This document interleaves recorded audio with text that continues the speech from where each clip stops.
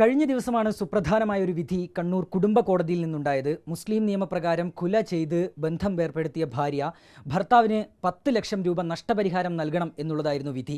കണ്ണൂർ ചാല സ്വദേശി നൽകിയ ഹർജിയിലാണ് കോടതിയുടെ ഇടപെടൽ. ഈ ഹർജിക്കാരന് വേണ്ടി ഹാജരായ അഡ്വക്കേറ്റ് പി മുബഷിർ അലി നമുക്കൊപ്പം ചേരുകയാണ്. എന്താണ് ഈ കേസിൻ്റെ ഒരു പശ്ചാത്തലം? ഈ കേസിലെ എൻ്റെ ഹർജിക്കാരനായിട്ടുള്ള യുവാവ് ന്യൂസിലാൻഡിൽ ജോലി ചെയ്തു വരികയായിരുന്നു. അദ്ദേഹത്തിൻ്റെ വിവാഹം ആലോചിക്കുന്ന സമയത്ത് ന്യൂസിലാൻഡിലേക്ക് കൂടെ വന്ന് ജീവിക്കാൻ താല്പര്യമുള്ള ആളുകളാണ് നോക്കിയിരുന്നത്. അങ്ങനെ ആ മാരേജ് ഈ പ്രൊപ്പോസൽ വന്നതിൻ്റെ അടിസ്ഥാനത്തിൽ നടക്കുകയുണ്ടായി. വിവാഹം വളരെ ഭംഗിയായിട്ട് നടന്നു. 13 ദിവസത്തോളം ഒരുമിച്ച് അവർ നാട്ടിൽ താമസിച്ചു. അതിനുശേഷം വിദേശത്തേക്ക് പോകാനുള്ള ഒരുക്കങ്ങളൊക്കെ ചെയ്ത് പ്രാഥമികമായിട്ടുള്ള കാര്യങ്ങൾ നടത്തി യാത്രയയപ്പ് നൽകി അദ്ദേഹം വിദേശത്തേക്ക് പോയതായിരുന്നു. പിന്നെ വിസകൾ അവിടുത്തെ ന്യൂസിലാൻഡിൽ താമസിക്കാൻ ആവശ്യമായ അക്കോമഡേഷനും അതുപോലെ വിസ, ടിക്കറ്റ്, പോകാനുള്ള സംബന്ധമായ എല്ലാ രേഖകളും റെഡിയാക്കി. അതിനുശേഷം ഈ ഭാര്യ അങ്ങോട്ടേക്ക് പോകാൻ വേണ്ടി ഓരോ കാരണങ്ങൾ പറഞ്ഞ് നീട്ടിക്കൊണ്ടുപോയി.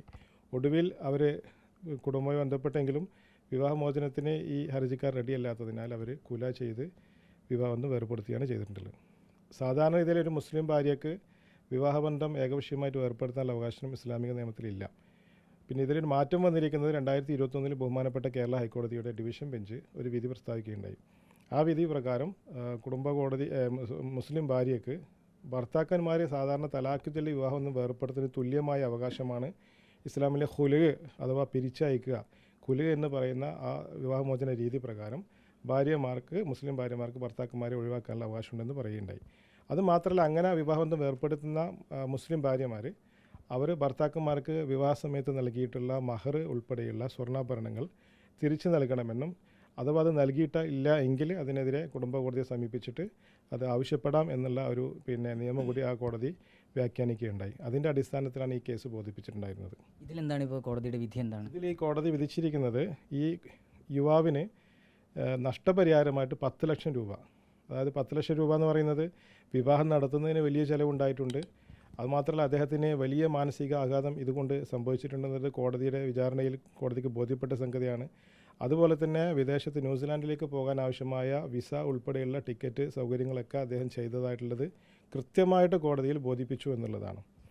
സാധാരണ ഇതിൽ ഈ കുലപ്രകാരം കോമ്പൻസേഷൻ എല്ലാ ഭർത്താക്കന്മാരും കിട്ടാൻ അർഹതയുണ്ടെന്ന് ഹൈക്കോടതി പറഞ്ഞെങ്കിലും അത് depends upon the facts and circumstances of the കേസാണ്. എല്ലാ കേസിലും ഒരുപോലെ അങ്ങനെ കിട്ടണമെന്നില്ല. അങ്ങനെ നമ്മുടെ നാട്ടിൽ ഒരുപാട് നിയമങ്ങളുണ്ട്, സ്ത്രീകൾക്ക് അനുകൂലമായിട്ട് ഒരുപാട് നിയമങ്ങളുണ്ട്. ആ നിയമത്തിലെല്ലാം കേസ് കൊടുത്താൽ എല്ലാവർക്കും അത് കിട്ടണമെന്നില്ല. മറിച്ച് അത് കേസിലെ സാഹചര്യം അനുസരിച്ച് കേസിൻ്റെ ഫാക്ട്സ്, സർക്കംസ്റ്റൻസ്, അതിൽ നമ്മൾ കൊടുക്കുന്ന ഡോക്യുമെൻ്ററി, ഓറൽ എവിഡൻസ്, സാക്ഷി വിസ്താരങ്ങൾ, അങ്ങനെ എല്ലാവിധ തെളിവുകളും ഹാജരാക്കി കൃത്യമായിട്ട് കേസിൽ അത് വാദഗതികൾ തയ്യാറാക്കി അതിനനുസൃതമായിട്ട് തെളിവുകൾ സമർത്ഥിച്ച് ബോധിപ്പിച്ചാൽ മാത്രമാണ് കേസ് ജയിക്കുക. പലരും തെറ്റിദ്ധരിച്ചിട്ടുണ്ട്, എല്ലാവർക്കും ഇത് കിട്ടുന്നതാണ്. ചില കേസുകളിൽ ചില വക്കീലന്മാർക്ക് പ്രയാസം ഉണ്ടാക്കുന്നുണ്ട് ചോദ്യങ്ങൾ. ഈ കേസിൽ ഇങ്ങനെ ഒരു വിധി വന്നതിൻ്റെ അടിസ്ഥാനത്തിൽ അവർക്ക് കിട്ടുന്നില്ലല്ലോ. അത് കിട്ടണമെങ്കിൽ അതാത് കേസിന് ഫാക്ട്സ് അനുസരിച്ചാണ്.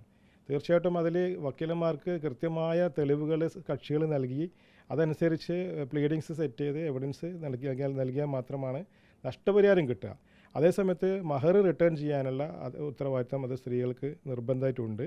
അതോടൊപ്പം വാല്യുബിളായിട്ട് എന്തൊക്കെ കൊടുത്തു ആ ഹൈക്കോടതി വിധിയിൽ കൃത്യമായിട്ട് പറയുന്നുണ്ട്.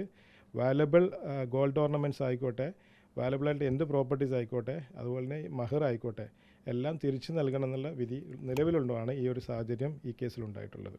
ആദ്യമായിട്ടാണ് ഇങ്ങനെ ഒരു വിധി ഇതുമായി ബന്ധപ്പെട്ടിട്ട് ഞാൻ മനസ്സിലാക്കിയെടുത്തോളം പല കേസുകളിലും കോമ്പൻസേഷൻ ആവശ്യപ്പെട്ട് പലരും കേസ് കൊടുത്തിട്ടുണ്ട്. പക്ഷേ അതിലൊന്നും കോടതികളെ ഇത്തരത്തിലുള്ള കോമ്പൻസേഷൻ അനുവദിച്ചതായിട്ട് കാണാൻ സാധിച്ചിട്ടില്ല. എൻ്റെ അറിവിൽ കേരളത്തിൽ തന്നെ ആരെങ്കിലും കോമ്പൻസേഷൻ കിട്ടിയതായിട്ട് ഇതുവരെയുണ്ടെങ്കിൽ നേരത്തെ അത് വാർത്തയാകുമായിരുന്നു. ഇതുവരെ അങ്ങനെ ഒരു സാഹചര്യം ഉണ്ടായിട്ടില്ല. ഇതൊരു സുപ്രധാന വിധിയാണ്. കാരണം കോടതികൾ കൃത്യമായിട്ട്, കുടുംബ കോടതി പ്രത്യേകിച്ചും ഒരുപാട് അധികാരങ്ങൾ കൂടുതലുണ്ട് കുടുംബ കോടതികൾക്ക്. തെളിവ് നിയമവും അതുപോലെ തന്നെ മറ്റു നിയമങ്ങളൊക്കെ CPC ഒക്കെ വളരെ കൃത്യമായിട്ട് അങ്ങനെ അപ്ലൈ ചെയ്യണമെന്നില്ല. ലോയേക്കാൾ അവിടെ നീതിപൂർവം കാര്യങ്ങൾ നേരിട്ട് കണ്ട് പഠിച്ച് കേസിന് വിധി പറയുക എന്നുള്ളതാണ് കുടുംബ കോടതി ചെയ്തു വരുന്നത്.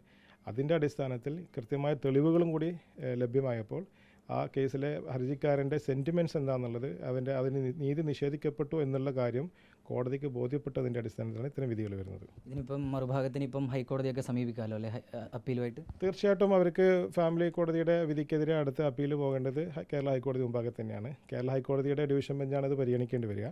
ആ ഡിവിഷൻ ബെഞ്ച് തന്നെയാണ് നേരത്തെ ഇങ്ങനൊരു ആനുകൂല്യം ഭർത്താക്കന്മാർക്ക്, മുസ്ലിം ഭർത്താക്കന്മാർക്ക് വിവാഹമോചനം കുലപ്രകാരമായാൽ നഷ്ടപരിഹാരം ചോദിക്കാനുള്ള ഒരു വിധി നൽകിയിട്ടുണ്ടായിരുന്നത്. Reporter Abhijith Muzhakkunnu, in reporter, Kannur.